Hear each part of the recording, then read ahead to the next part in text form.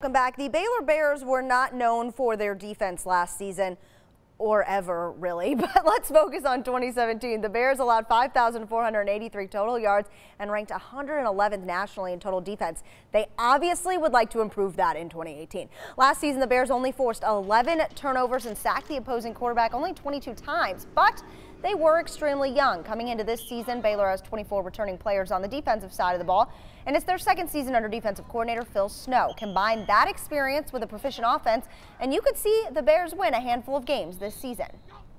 I expect us to play good defense this year. You know, year two in the system, guys start flying around. You know, we were talking about, I think someone asked me about turnovers before. You know, turnovers are a function of running to the ball and playing fast and playing physical.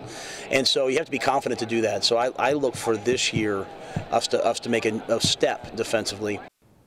Baylor opens up fall practice on Friday, August 3rd. Let's